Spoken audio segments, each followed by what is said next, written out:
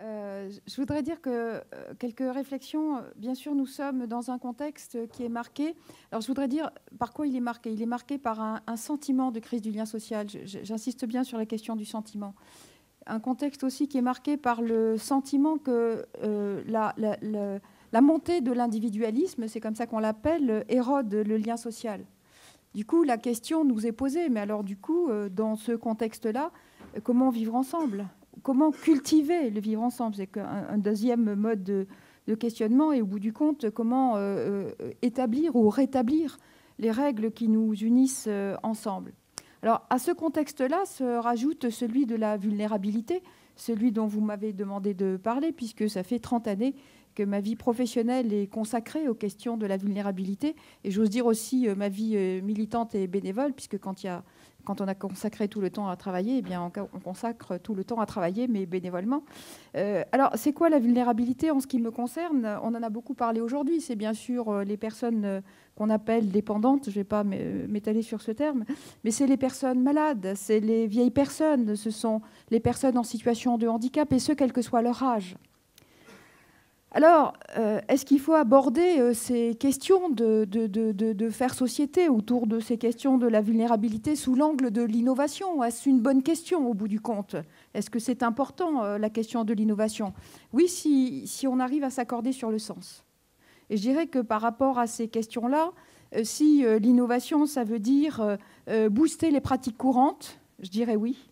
Si c'est mobiliser ensemble notre intelligence individuelle et collective, nos connaissances et nos compétences, oui, probablement. Si c'est pour créer de la valeur sociale, bien sûr. Si aussi l'innovation, elle passe par l'obligation de mieux répondre aux besoins des populations. Et ce n'est pas qu'une question de points ou de points et demi de PIB. Oui, si c'est pour faire changer les processus de la pensée, et là, en effet, il y a du travail. Alors, il y a deux voies pour y parvenir, me semble-t-il.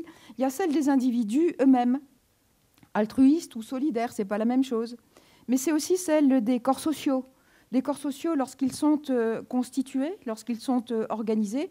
Et je dirais que les associations sont probablement un mode de corps constitué assez précieux pour la société, certainement.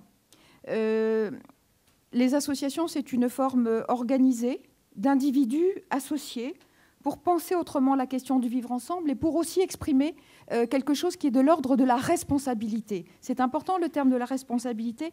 On en a parlé assez souvent dans cette soirée. Alors, je donnerai deux exemples, puisque vous m'avez demandé de donner des exemples.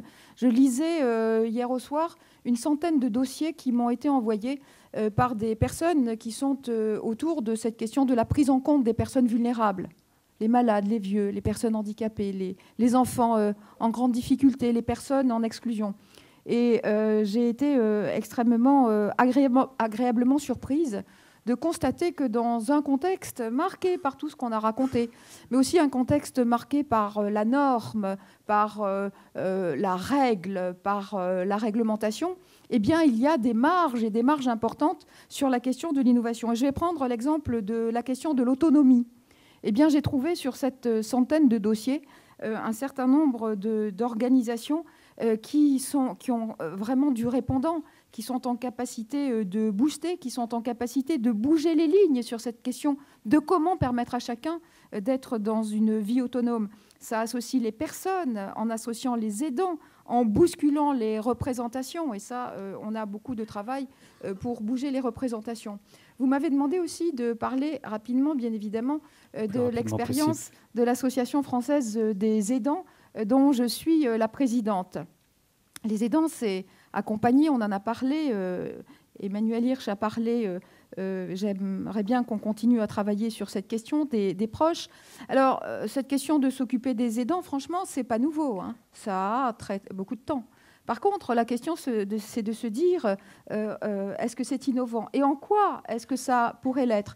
Ça pourrait l'être si effectivement on approche ces questions en conciliant les questions de la solidarité nationale et de la solidarité privée, pour qu'il y ait quelque chose qui soit de l'ordre de penser les responsabilités collectives, chacun pour sa part. C'est aussi de penser la responsabilité dans une forme qui soit symétrique, équilibrée entre les individus eux-mêmes, mais également équilibrée entre les individus et la société. C'est aussi probablement une autre façon de penser le contrat social. Alors, sur cette question des aidants, innovants, oui, mais alors il faut dire des choses, et c'est ce que je me propose de faire. Être aidant, ça n'est ni bien ni mal. C'est aussi... Être aidant, c'est de pouvoir conserver un lien à l'autre, pas être confondu avec le médecin, la soignante, le kiné et pourquoi pas l'auxiliaire de vie. C'est aussi être aidant que la société nous donne la possibilité de garder ce lien à la société. C'est aussi être capable d'équilibrer l'aide professionnelle et l'aide des proches. C'est aussi cette question de penser comment partager les responsabilités. C'est aussi arrêter de dire que les familles ne sont pas aidantes, on a pu le dire en 2003. C'est tout juste faux, c'est même pas vrai. C'est aussi arrêter d'assigner un certain nombre d'aidants et d'aidantes à résidence, et le tout en fermant les yeux. C'est aussi arrêter que les femmes ne soient touchées par la double peine, parce qu'elles sont plus dépendantes que les hommes, mais aussi parce qu'elles sont plus aidantes. C'est aussi à condition qu'on ne meure pas d'aider. Et c'est aussi, pour que ce soit innovant, qu'on imagine dans cette question du contrat social de comment construire ensemble de belles histoires d'accompagnement pour contribuer à la société, pour contribuer à l'humanité, pour mettre en œuvre cette question du souci de l'autre, celui de l'altérité, en tout cas chacun pour sa part. Merci beaucoup Florence Leduc.